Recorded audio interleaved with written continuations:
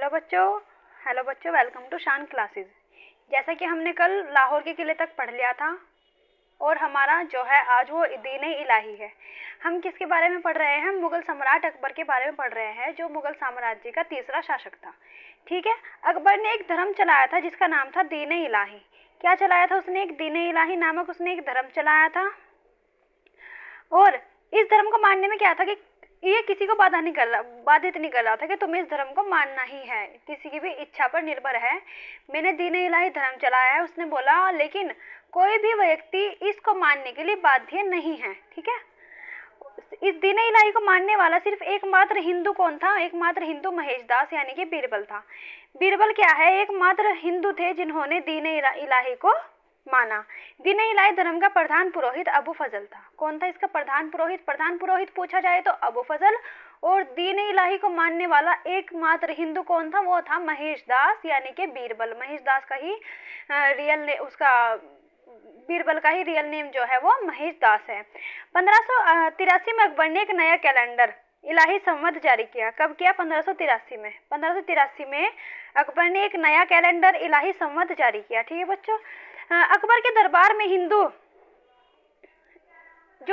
धर्म के विद्वान थे। अकबर के दरबार में जो है बच्चों, हर धर्म के विद्वान थे। तो हिंदू धर्म के जो विद्वान थे उनका नाम था पुरुषोत्तम तथा कुंभन दास। पुरुषोत्तम और कुंभन दास, ये कौन थे? हिंदू धर्म के क्या थे? विद्वान थे।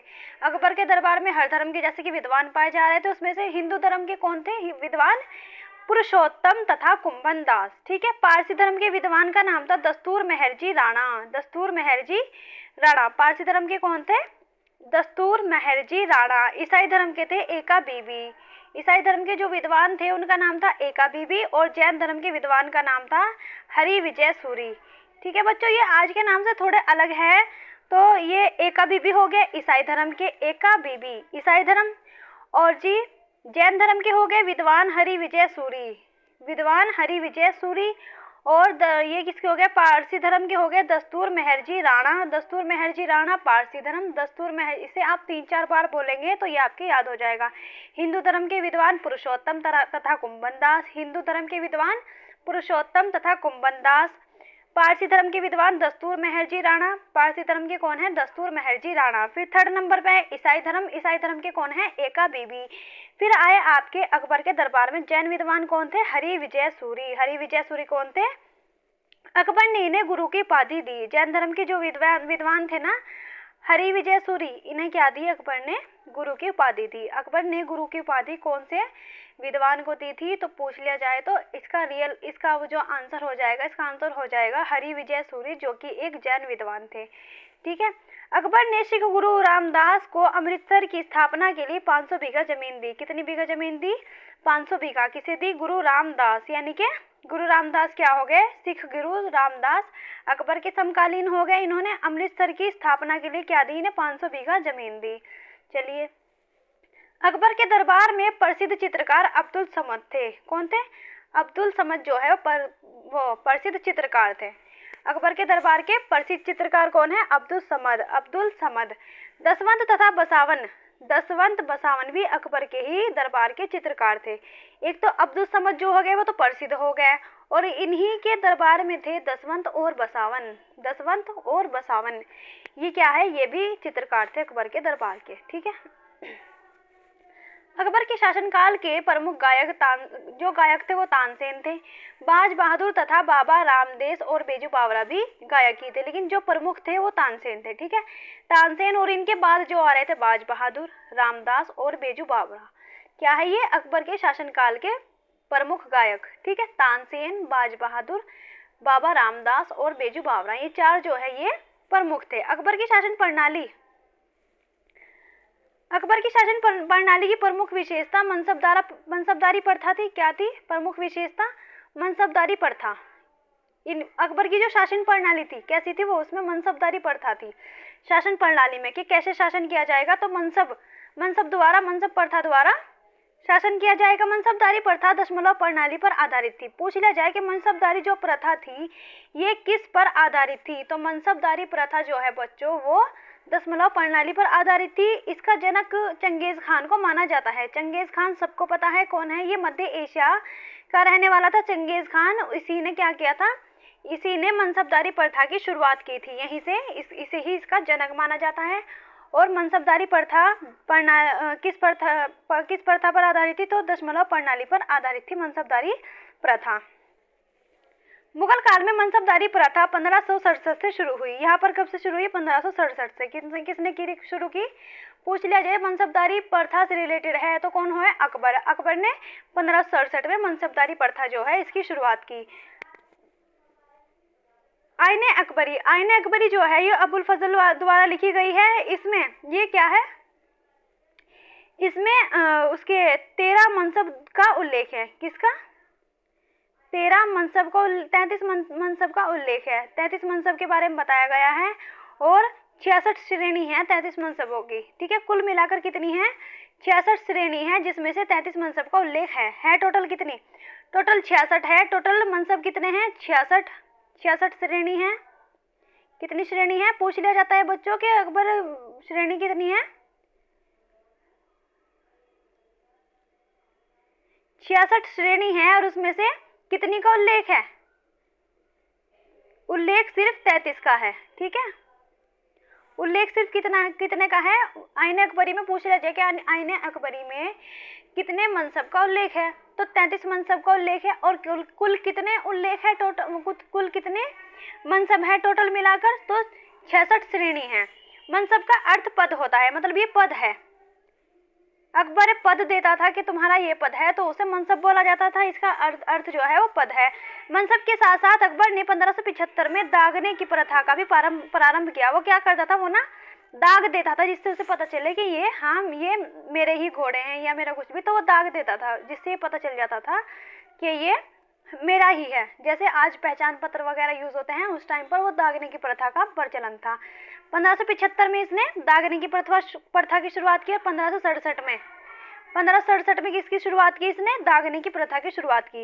इसका उद्देश्य क्या था, दागने का प्रत्येक मनसबदार को उतने ही घोड़े तथा घुड़सवार वास्तविक रूप से में बनाए रखने के लिए मजबूर करना था, जितने उससे राजकीय सेवा के लिए अपेक्षित थे। देखो, किसी को भी मनसबदार का ये नहीं था कि वो अपनी तरफ से कुछ भी घोड़े ला के रख लेगा। सिर्फ क्या था कि जितने उसे बताए हैं, जितने उसके पास मनसब है, मनसब के हिसाब से घोड़े, जैसा उसका पद है ऐसे हिसाब से उसको घोड़े मिलते थे। तो जब अकबर क्या करता था, वो अकबर दाग देता था घोड़ों को, तो उससे पता चलता था कि इसके पास इतने घोड़े हैं, तो वो एक्स्ट्रा घोड़े नहीं बढ़ाता था। क्योंकि अगर वो एक्स्ट्रा घोड़े बढ़ाता तो लगता कि हाँ इसका मनसब क्या है, ये बड़ा मनसब का है। फलस्वरूप सैनिक जिम्मेदारियों से बचाव को रोकने के लिए अकबर ने घोड़ों को दागने की, सैनिक जिम्मेदारियों के बचाव से रोकने के लिए क्या किया है, अकबर ने घोड़े दागने की तथा व्यक्तियों के लिए चेहरे की प्रथा अपनाई। अबुल फजल के विवरण से पता चलता है कि अकबर के समय मनसबदार से उम्मीद की जाती थी कि वह उतने ही सैनिक प्रस्तुत करेगा जितने उसके सवार की श्रेणी होगी। ऐसा ना करने पर उसे दंडित किया जाता था। विचारणीय बात रह जाती है कि मनसबदार से उसकी सवार श्रेणी के अनुरूप जो संख्या प्रत्याशित होती थी वह घोड़ों की अथवा सैनिक की। शाहजहां के समय तृतीयांश नियम के अंतर्गत 100 सवार श्रेणी वाले मनसबदार को 33 सवार श्रेणी और 66 सवार श्रेणी घोड़े रखने पड़ते थे। शाहजहां के काल में कितने थे, अगर 100 सवार श्रेणी ना 100 सवार श्रेणी वाला मनसबदार है, मतलब पद कितने सवार का है, 100 सवार का पद है, तो उसे 33 और 66, 33 तो उसे सवार रखने थे और 66 घोड़े रखने थे उसे अपने पास। 100 सवार वाले को 33 और 66। ठीक है, इससे यही प्रतीत होता है कि अकबर के समय में 100 सवार श्रेणी के लिए 50 थे और 100 घोड़ों से अधिक नहीं मांगे जाते होंगे। अब आया अनुवाद विभाग। एक तो अकबर ने दीन इलाही चलाया, हमने देख लिया, फिर मनसबदारी प्रथा चलाई, हमने देख ली, और दीन इलाही चलाया, मनसबदारी प्रथा चलाई। अब आया अनुवाद विभाग। अनुवाद विभाग में क्या था बच्चों, ये क्या है, ये अनुवाद विभाग ये क्या करता था, जो कोई भी बुक थी जैसे महाभारत, रामायण या ये तुजुके बाबरी, क्या करता था, ये अनुवाद करवाता था अकबर उनका। अकबर पढ़ा लिखा नहीं था, इससे लिखना भी नहीं आवे था, लेकिन क्या था, इसने बहुत ही ज़्यादा काम किए हैं, जिसमें इसने एक अनुवाद विभाग बनाया, जिसमें इसने अलग अलग पुस्तकों को फारसी में अनुवाद करवाया। अनुवाद विभाग किसने बनवाया? अनुवाद विभाग जो है वो अकबर ने बनवाया। अनुवाद विभाग की स्थापना अकबर द्वारा की गई, जिसमें नकीब खान, अब्दुल कादिर बदायूनी, शेख सुल्तान ने रामायण, देखो शेख सुल्तान ने क्या किया? रामायण की रचना फारसी में महाभारत का फारसी में अनुवाद किया। वह भारत का नाम रजमनामा युद्ध की पुस्तक रखा। महाभारत का नाम क्या रखा? रजमनामा। देखो जो ये था ना, ये शेख सुल्तान ने तो शेख सुल्तान जो था इसने रामायण महाभारत का फारसी में अनुवाद किया और महाभारत पुस्तक का नाम क्या रखा? रजमनामा। किसने? शेख सुल्तान ने। किसका? रामायण का और महाभारत का फारसी में अनुवाद कर दिया और महाभारत का नाम रख दिया रजमनामा। पूछ लिया जाए कि रजमनामा इनमें से कौन सी फारसी पुस्तक का फारसी अनुवाद है, तो रजमनामा जो है वो महाभारत पुस्तक का फारसी अनुवाद है। ठीक है। फिर आया पंचतंत्र का फारसी भाषा में अनुवाद। पंचतंत्र एक बुक है बच्चों, वो सबको पता है ये क्या है। पंचतंत्र एक बुक का नाम है। इसका फारसी भाषा में अनुवाद किसने किया? अबुल फजल ने अनवर सादात के नाम से किया। पंचतंत्र हो गई। पंचतंत्र का नाम अनवर सादात।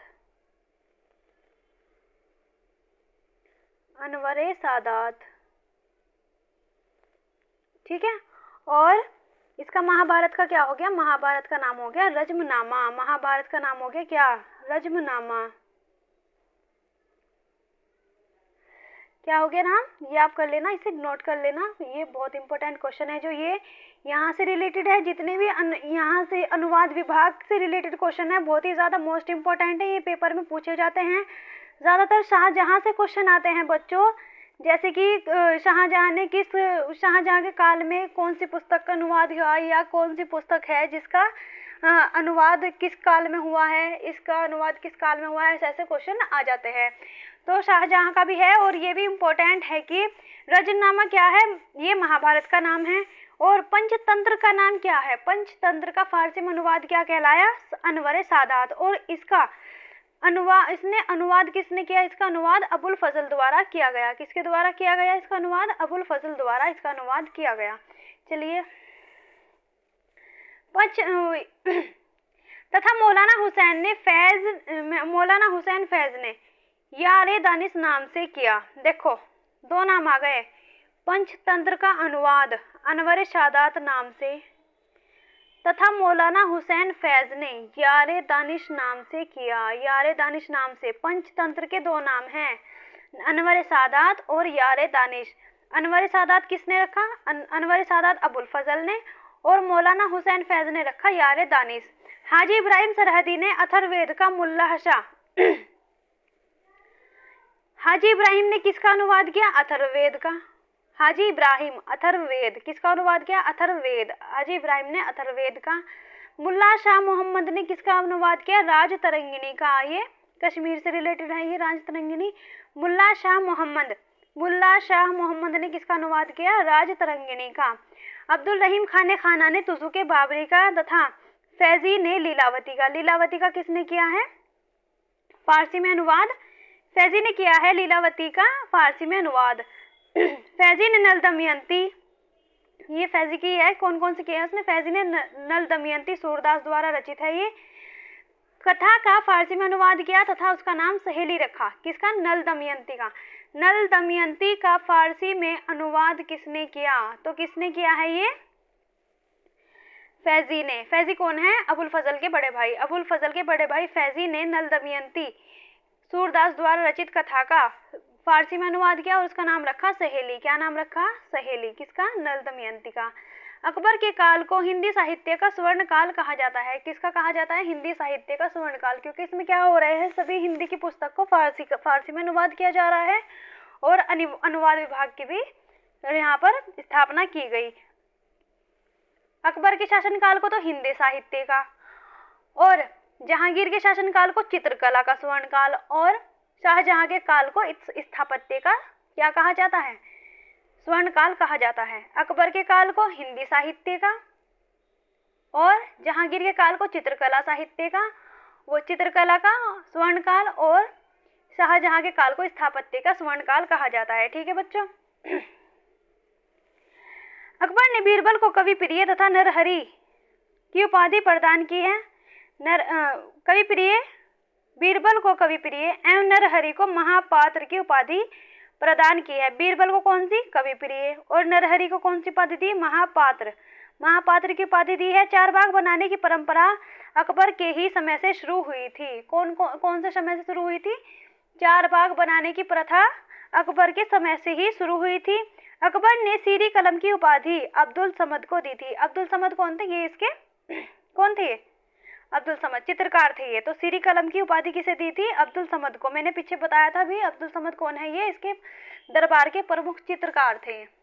कौन? अब्दुल समद। अब्दुल समद को ही अकबर ने क्या दी थी? सीरी कलम की उपाधि दी थी अकबर ने। ठीक है। अकबर ने बीरबल को कवि प्रिय और नरहरि को महापात्र की उपाधि दी। चार बाग बनाने की परंपरा अकबर के काल से ही शुरू हुई और सीरी कलम की उपाधि अब्दुल समद को दी गई और एवरी कलम की उपाधि मोहम्मद हुसैन कश्मीरी को दी गई। किसे दी गई? मोहम्मद हुसैन कश्मीरी को एवरी कलम की उपाधि दी गई। अब अकबर नक्कारा या नगाड़ा नामक वाद्य यंत्र बजाता था। क्या बजाता था अकबर? नक्कारा या नगाड़ा नामक वाद्य यंत्र बजाता था। कौन सा? नक्कारा या नगाड़ा वाद्य यंत्र बजाता था। कौन? अकबर। अकबर की मृत्यु कब हुई? 16 अक्टूबर 1605 में। कब हुई? 16 अक्टूबर 1605 में। कब हुई अकबर की मृत्यु? 16 अक्टूबर 1605 में अकबर की मृत्यु हुई। कहाँ हुई? कहाँ दफनाया गया इसे? आगरा के निकट सिकंदरा में दफनाया गया। अकबर को कहाँ दफनाया गया है? आगरा के निकट सिकंदरा में दफनाया गया है। ठीक है बच्चों। हुमायूं का मकबरा कहाँ है? वो दिल्ली में है। अकबर को कहाँ दफनाया गया? आगरा के निकट सिकंदरा में दफनाया गया। और बाबर को कहाँ पर दफनाया गया है? काबुल में। कहाँ पर? काबुल में। पहले आगरा में दफनाया गया था, बाद में कहाँ दफनाया गया? काबुल में। ठीक है बच्चों। चलो बच्चों आज इसे इतना ही रखते हैं। ठीक है। क्यों? क्योंकि यहाँ से सैन्य अभियान शुरू हो जाएंगे, फिर यहाँ पे उत्तर भारत के भी सैन्य अभियान आएंगे, फिर दक्षिण भारत के भी सैन्य अभियान आएंगे। ठीक है। तो उसको हम अलग ही क्लास में रखेंगे सैन्य अभियान को। आप जितना मैंने पढ़ाया है इतना याद रखना। और जैसे ही मुगल काल की ये वीडियोस ये मैं पूरा पार्ट कंप्लीट कर दूंगी, क्लास कंप्लीट हो जाएगी मुगल काल की, तो इसके मैं साथ में ही क्वेश्चन आंसर सेट भी दूंगी, जहाँ से आपका बहुत कुछ क्लियर होगा। ठीक है बच्चों। तो तब तक के लिए आपको धन्यवाद। और हमारे चैनल को क्या करें? सब्सक्राइब करें और शेयर करें, ज़्यादा से ज़्यादा शेयर करने की कोशिश करें। ठीक है। चलिए तब तक के लिए धन्यवाद। जय हिंद।